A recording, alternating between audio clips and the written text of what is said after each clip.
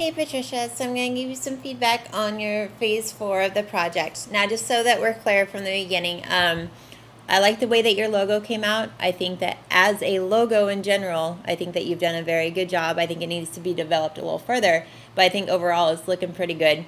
So I want you to separate that from the concept itself. So when I say that I don't like the concept so much from the beginning, because I know that I gave you a hard time, it's because functionally, I don't think that the imagery of the boot is the best logo for your company. I think that it does reflect some things about them, but I think to have the boot as a logo, like I think that you could have come up with something a little bit more relative to the company. And just because, you know, like as I was saying before, like having a boot on the workwear itself and stuff, it's kind of weird to have like a picture of sunglasses on sunglasses that they're selling stuff like that. So I think that you could have found a little bit better of a concept, but that doesn't mean that you didn't do a good job creating the logo in general. So I just want you to make sure that you see the difference between those two, because I know I gave you a hard time on the concept itself. With this part, I'm not grading you on the concept though, because we moved past this part. So I'm looking at purely the logo itself and how well you designed that aspect of it.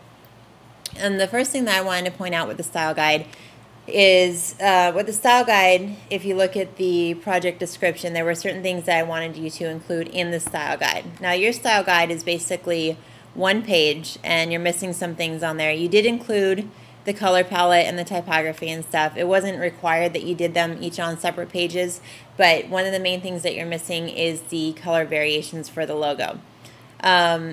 I did want them included in the style guide. I know that you posted this also, but if you read specifically in there, it clarifies that they're two very different things. So the style guide is something that you would give to the client so that they can understand their identity that you've created and how to use it properly. So the style guide is, you know, you hand it off to the client and it's a resource for them and guidelines so that when they look at it, they know which logo variation to use for ads, which logo variation to use on different backgrounds, what colors are acceptable, things like that.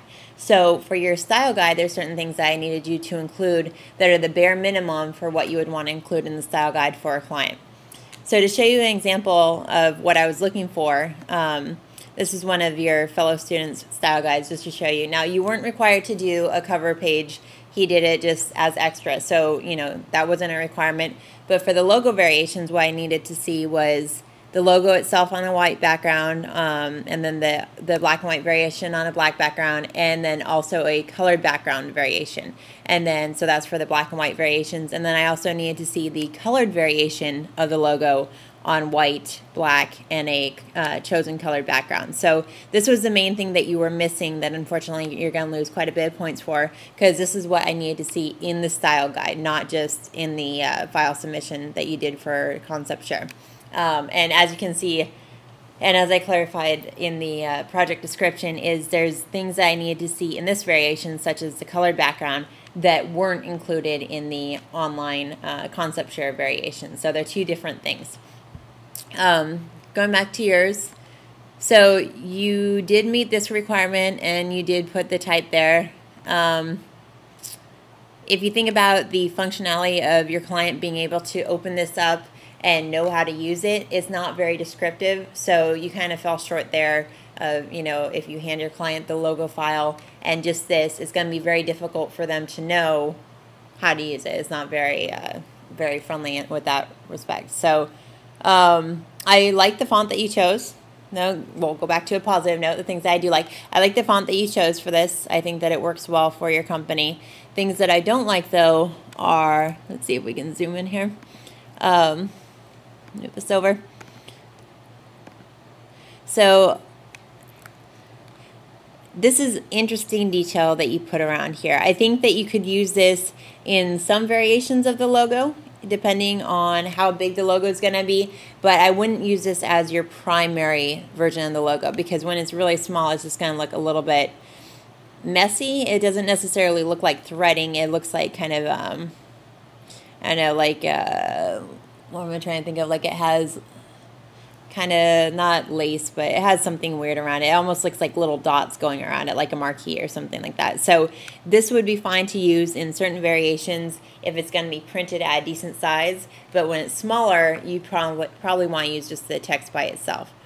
I like the shape of the boot that you did. You did a good job on simplifying it, but these overlapping lines, you're going to have to fix those. So like all the places where, like right here where you can kind of see through the shoe for some reason, you would definitely want to fix that because it doesn't really make sense for that to be part of the logo. I think it's an interesting look, but for a logo, it's just going to look very complicated and it's just going to be kind of messy when they print it. So you'd want to simplify that quite a bit.